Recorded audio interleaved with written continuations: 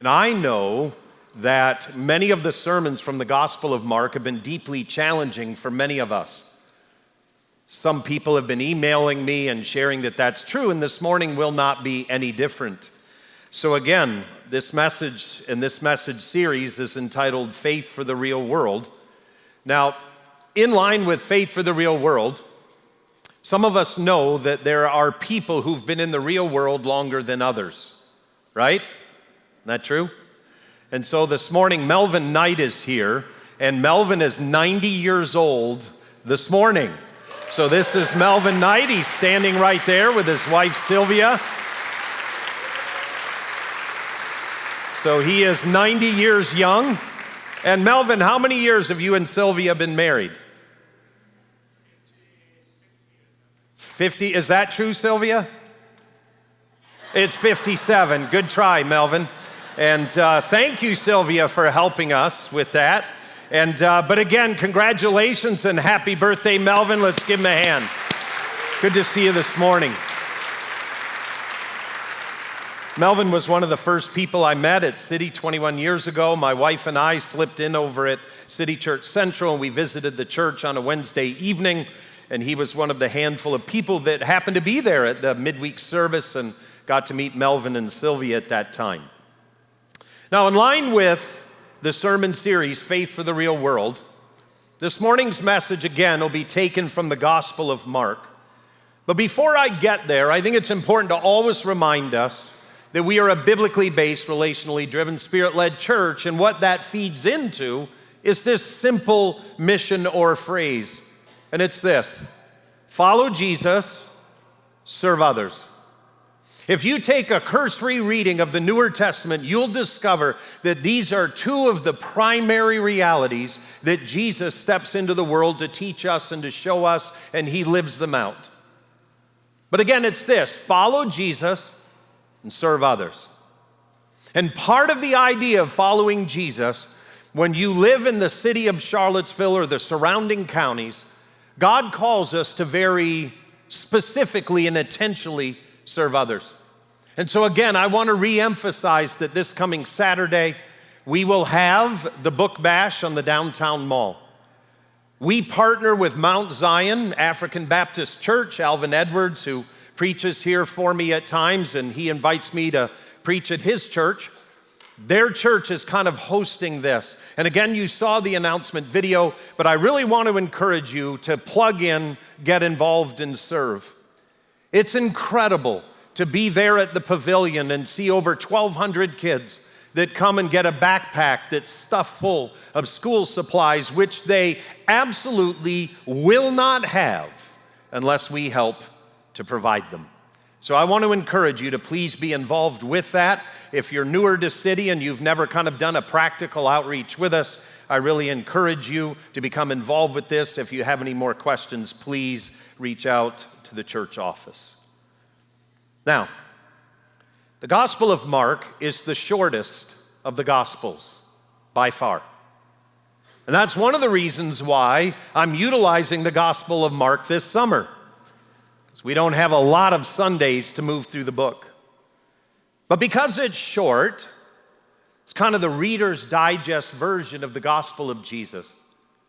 And also because the audience that is written to are a group of Christians who are being persecuted for their faith. They're being killed for their faith. And so the Gospel of Mark goes deep very, very quickly. Very quickly. Not only this, but oftentimes the stories that you find in the Gospel of Mark are not found anywhere else, but the one we will look at this morning is. But the Gospel of Mark takes these stories that have profound, how can I put it? They have a profound way of displaying what it looks like when the gospel of Jesus invades a community and individual lives. This morning's no different.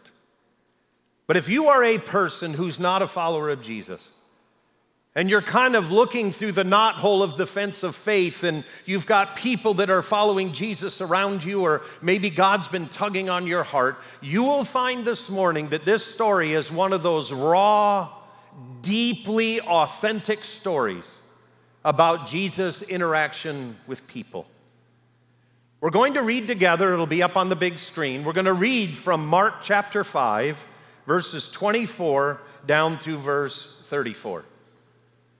And in this story, it is one of those stories that just kind of is so raw and so authentic, and we're going to discover that together. So let's go ahead and read Mark 5, 24 and following. Here's what it says. A large crowd followed and pressed around him. Now let me just push the pause button for biblical context. Jesus has been healing people. Just prior to this, Jesus casts 1,000 demons out of one guy. He has healed a paralyzed man in his hometown. He's been doing miracles at different synagogues around the countryside, most of which are not recorded in the Gospels, but are hinted at. Jesus has also done some massive public teachings by this time, and people now know who he is. They know that he works miracles, but Jesus is doing one thing that's unique. He is casting out demons. No one has done that before. Now, in conjunction with that, this fall, I'm actually going to preach two different sermons, one on heaven and one on hell. We'll take a deeper look at demons at that time, but suffice it to say that Jesus' popularity was not just because of his teaching, not just because of his healings, but it was because he was casting out demons. He had spiritual power and spiritual authority that people had never seen before. So because of this, the crowds are now following him. It could be said that these are the years of popularity or the months of popularity for Jesus' ministry. There's a definitive turning point in each gospel where that turns to less favorable view, especially by the religious leaders. So the scriptures tell us in that first sentence that there are now crowds that are following him, and the Bible says they pressed around him. By the way, that's the Greek word, and since we're in wine country, it would be interesting to know this, that's the Greek word for pressing grapes. Just picture how tight the crowd is. They're pressing in on Jesus, and there's an untold number of people that are in the crowd. Verse 25. It says, and a woman who was there who had been subject to bleeding for 12 years. She had suffered a great deal under the care of many doctors and spent all that she had, yet instead of getting better, she grew worse. When she heard about Jesus, she came up behind him in the crowd and touched his cloak because she thought, if I just touch his clothes, I will be healed. Immediately, her bleeding stopped, and she felt in her body that she was freed from her suffering. That's what she felt. Now it tells us what Jesus felt. And it says, at once, Jesus realized that power had gone out of him. That word for power is dunamis. It's where we get the English word dynamite. So some dynamite had flowed out of Jesus. So here he is, and it says he realized that power had gone out of him, and he turned around in the crowd and asked, who touched my clothes? Reading on, it says, you see the people crowding against you. Jesus, the whole crowd, hundreds of people are pressing you like grapes, his disciple answered, and yet you can ask, who touched me? But Jesus kept looking around to see who had done it. And then the woman, knowing what had happened to her, came and fell at his feet, trembling with fear, and told him the whole truth. And he said to her, daughter, your faith has healed you. Go in peace and be freed from your suffering. The Bible says she told Jesus the whole truth. It's a fascinating statement. And what I want to do this morning, as I do in every sermon, I want us to understand kind of the biblical context for what's happening, the cultural context and the spiritual context. And I think from it, God's going to speak deeply to each and every one of our hearts. Now, what you may not know, unless you've read the Older Testament, especially the book of Leviticus. By the way, if you ever read through the Bible, You're going to want to take something like caffeine to keep you awake as you go through the book of Leviticus. Because what Leviticus brings to us are the laws in the Older Testament for the people who are near around worshiping in and serving in the temple in Jerusalem. Now, I say this often, there are 613 laws in the Older Testament. But specifically, the book of Leviticus brings about a group of people who are prepared to step into the temple and to step into God's presence and into the house where he lives. But if you were to read in Leviticus, you would find that there's an entire 4 to 5 paragraphs that speak to this woman's condition. Leviticus 15, verses 19 through 31, tells us in the Older Testament, in these temple laws, the spiritual realities of her life. What Leviticus 15, 19 through 31 tells us, that is, if this woman is in the midst of bleeding like she is, it's unique and it's beyond what would be normal for what God has given her for reproduction. By the way, there are little ears in this room, so I'm going to speak in a way where all of us as adults understand.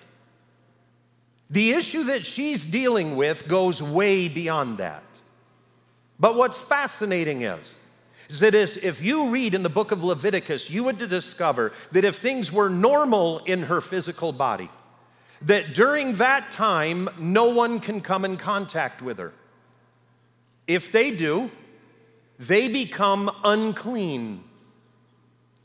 Not only this, during the normal time for every woman, when it comes to God's reproductive realities, during that time, if a man has intimacy with her, he is unclean for 7 days. Reading on, you would find that God, who is a holy God, is laying out these mandates for who, how, and when people can step into the awesomeness of his presence. Now, what's even more interesting is that as you read in Leviticus in this chapter, you discover that once it goes beyond the normal time of that, and that reality continues beyond what is normal, that this woman basically becomes a spiritual outsider to Israel. Because Leviticus 15:25 tells us that if it goes beyond what is normal, she is to be declared as ceremonially unclean. And anyone who touches her becomes the same. Not only this, that after that time, which is beyond what is normal, that after that time, she shall be cleansed. And the way that that happens is she must come to the priest in the temple and bring either 2 pigeons or 2 doves. By the way, doves were more expensive than pigeons. So if she's had this prolonged reality like this woman has, when all of that is finally what the Bible calls cleansed, she must go after 7 days. On the 8th day, she must go to the temple and present either 2 doves or 2 pigeons. The high priest takes those and he slaughters both. One is for a burnt offering, the other one is for a sin offering, and then she can re-enter the community of faith. Listen, the cultural context of her life, when we begin reading in Mark chapter 5 and following, it just appears as though she has this health issue that has plagued her for how many years? 12. Can you imagine 12 years where this woman has this condition? And because Israel is a theological reality, it doesn't just affect her physically, but it affects her in every area of her life. Not only this, but at the time of Jesus, something has switched from how it has always been. And it's this. The Pharisees, how many of you in reading the Newer Testament have ever heard of a Pharisee? The Pharisees are religious leaders who are now taking what we call the Levitical laws that are specific for the temple of God in Jerusalem, and because the Sadducees have control of the Temple Mount, and the Sadducees have control of the sacrificial system, the Pharisees now take the Levitical laws and they're enforcing them on everyone. So it's not just for people that work on the Temple Mount. It's not just for people that will be in Jerusalem to worship in the temple. Now the Levitical laws are being forced on everyone by the Pharisees, and here's why. They believe that if the entire nation of Israel obeys the laws that governs the temple and the sacrificial system, that God's Spirit won't just dwell in the temple in Jerusalem, but maybe God's Spirit will move throughout the land. And so whenever you read about Pharisees, Jesus is very confrontational with them and them with him, but the reason why they're doing what they're doing is they believe that the Levitical laws will have an effect throughout culture if everyone lives them. Because of this woman has now got the Levitical laws imposed on her life. For 12 years she suffered, which means this, that if she ever had been married, she's now divorced because her husband can never touch her and remain clean. Not only this, almost all biblical scholars say that she would have never been able to have had children. What we discover is that we've got this woman who for 12 years has been suffering, and she's paid every dime she has, and it goes so much beyond just physical. This is about spiritual, it's about relational, it's about cultural. In order for her to be a Jew and be fully involved in the Jewish life, this has to be taken care of, and everything that she's tried to do has failed. Not only this, her ceremonial uncleanliness is contagious. Whoever gets near her, according to the Levitic law, and touches her becomes unclean as well. Now, I want to state very categorically that as a man, I cannot comprehend how deep this must have hit her life. I can't comprehend it. Now look, I was sharing with a friend of mine the other day. He said, "How are you doing?" I said, "Well, I've just left my house and something's dawned on me." This is just a few weeks ago. He said, "Wow, no kidding. What's dawned on you?" He's a friend of mine that we were kind of talking. We always have faith conversations. And I said, "Well, listen, I've just left my house and something dawned on me." And he said, "What's that?" And I said, "Look, I've realized that in my house I live with 6 women. 6. He said, "Well, that's not true." I said, "No, it actually is. My son is working for a church in Washington, D.C., so I'm left in my house. And in my house, here's what I have. My wife, Fran. I have 2 daughters. I have 2 female dogs.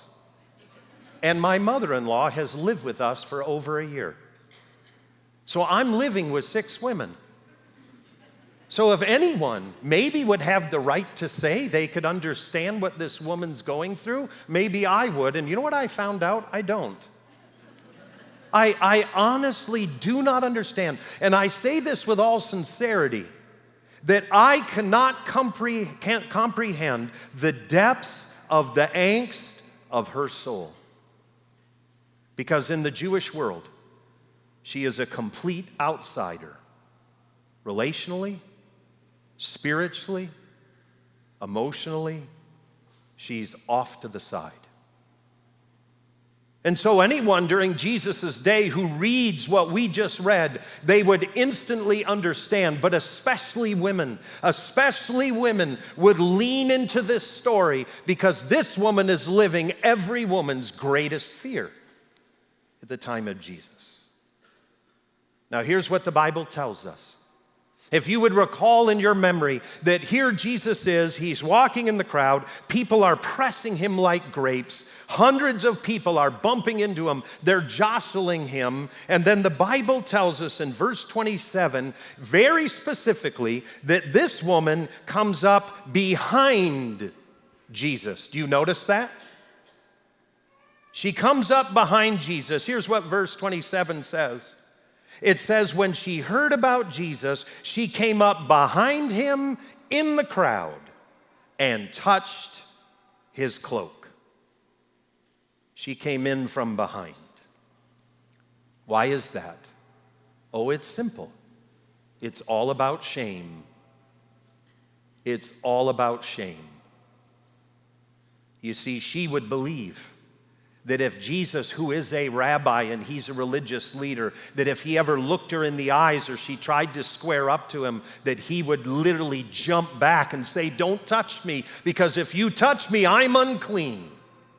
So what she does is, she comes in from behind and she's very careful. She's not going to touch him. She's going to touch the cloak that he's wearing.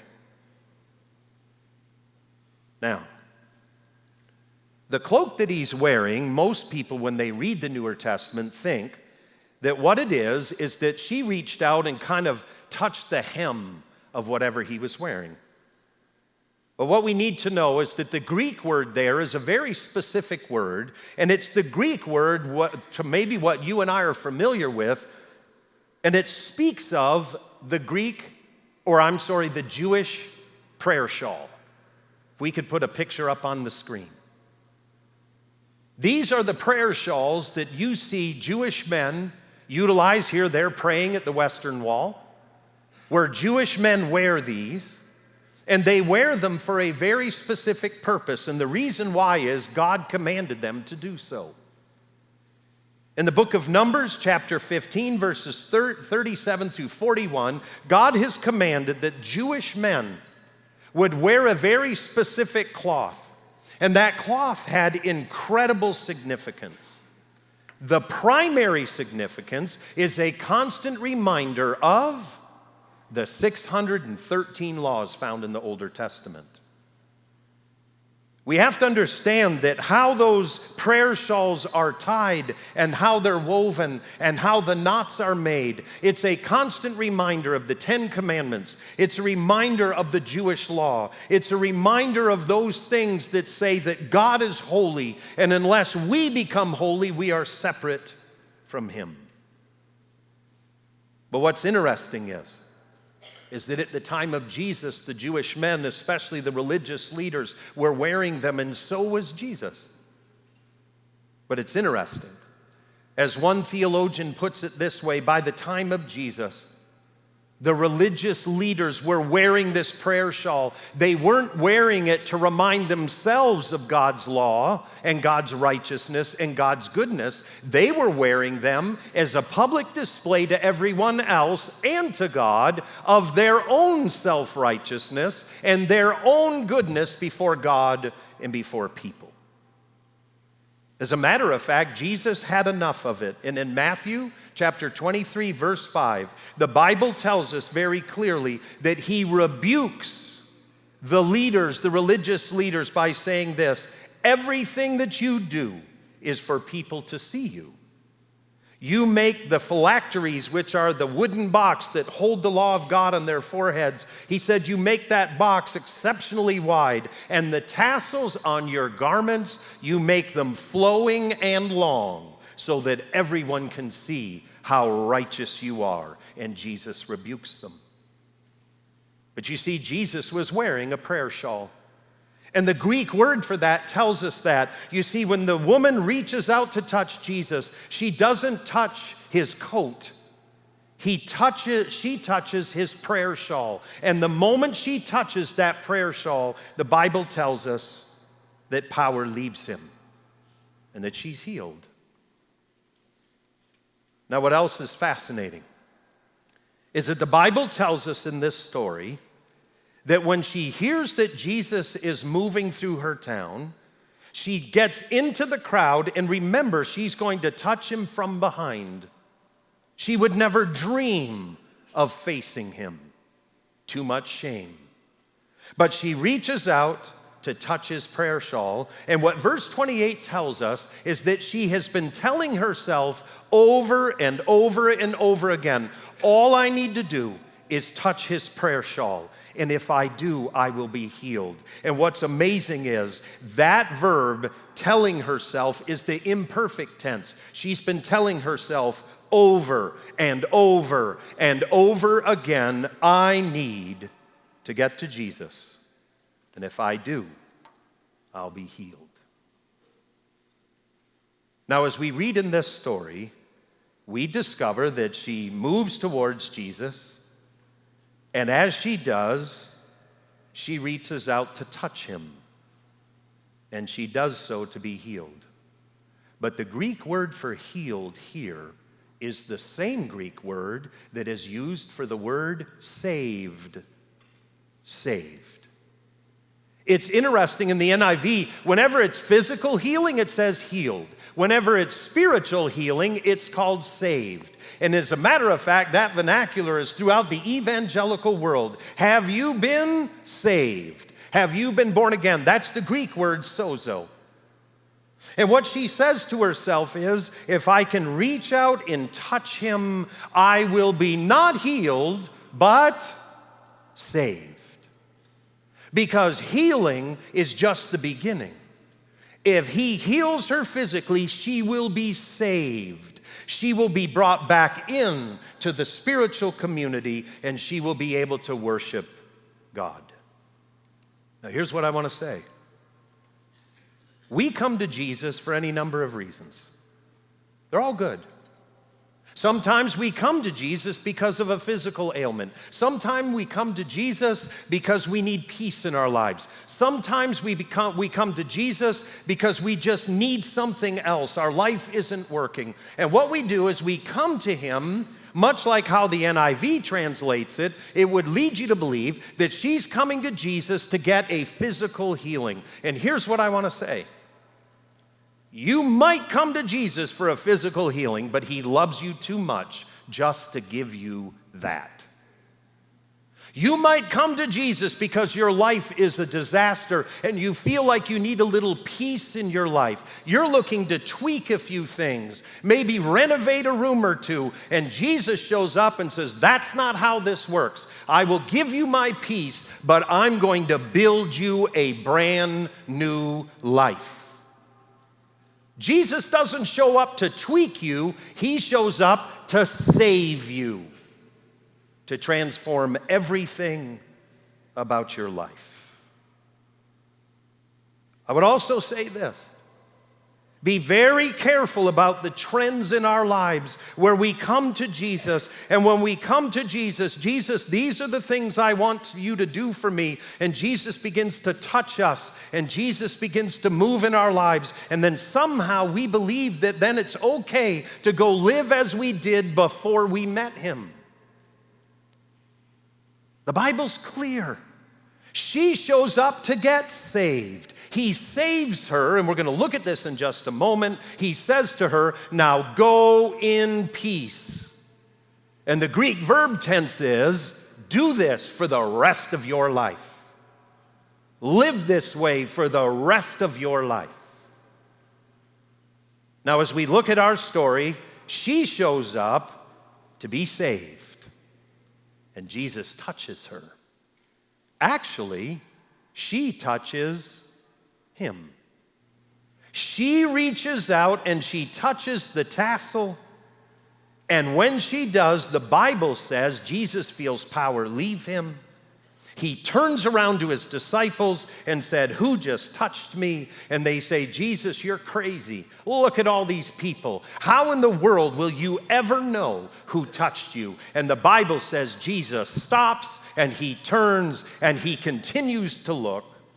And in verse 33, the woman, knowing that she had been healed, knowing that she'd been saved, she comes and she lays at Jesus' feet, and the next phrase is profound. Verse 33 says, she told him the whole truth. Why? Because now he's unclean. You see, as a Jewish woman, she needs to now tell Jesus, here's my story. The law of Leviticus, and you're a rabbi, you would know this, that I've reached out and I've touched your garment. And in touching your prayer shawl, Jesus, now you've got a problem. I'm unclean, and my uncleanliness is contagious. But what's stunning is Jesus turns to her and does not say, go to Jerusalem, offer 2 doves, have the priest do the ritual so that you can become. He doesn't say that. Jesus turns to her, and what he says to her is this: daughter, love that. He says, daughter, your faith has saved you. Sozo. Your faith hasn't just healed you, your faith has saved you. Now go in peace and be freed from your suffering. Please know this, that when she comes in front of Jesus and she gets on her face and she tells Jesus the truth, the whole truth, she is waiting to be rebuked.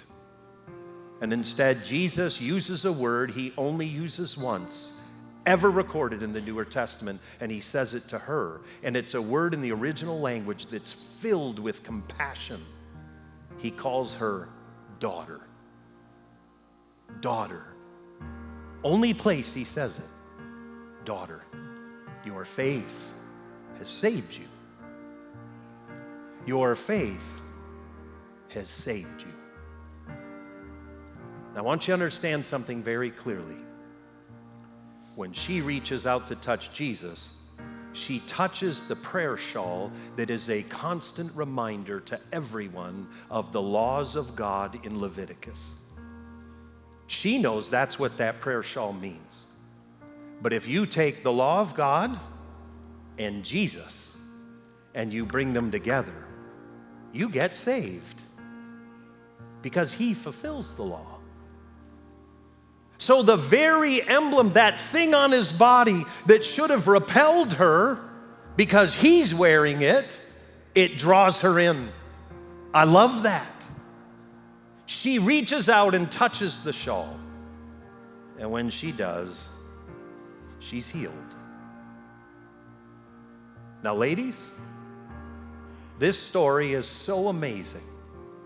It's amazing because of everything that we've covered, but what even makes it more amazing is that this miracle is in the middle of another miracle.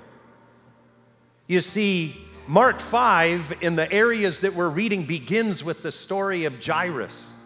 A rich, powerful synagogue ruler has come to Jesus and requested that Jesus would come to his house to heal his daughter. But as Jesus is moving with a rich, powerful man, she shows up from behind because of her shame, and she tugs on his prayer shawl, and he turns and he waits, and he demands that whoever has touched him must step forward, and when she does, he calls her daughter.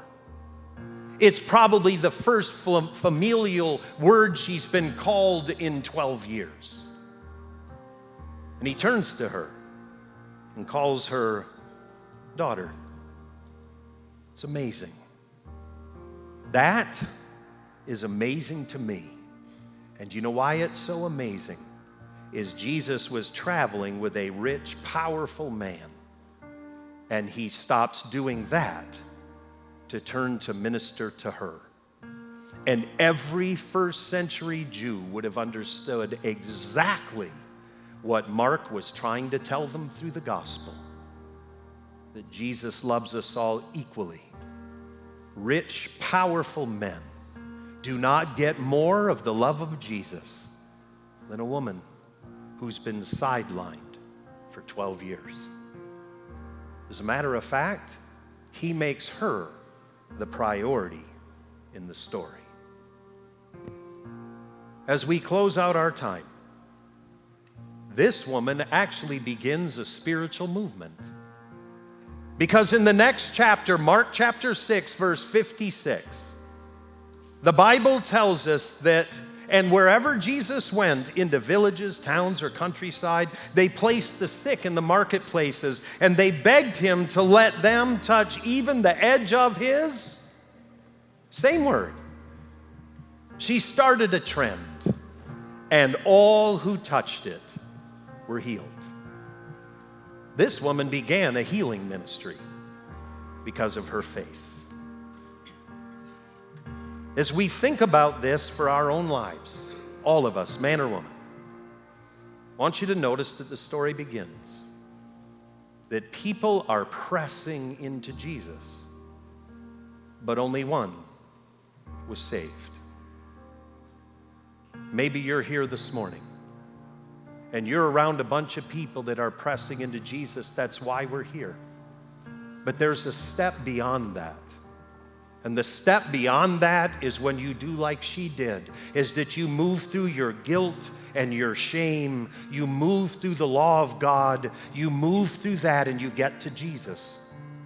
When you get to him and you reach out to touch him, he doesn't just heal your life. He saves you. He saves you. Let's stand together as we close.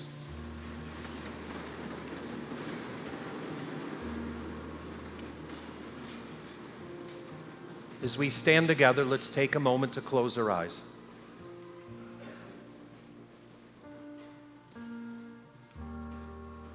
If you're here and you've sensed shame, I want to encourage you to reach out to Jesus.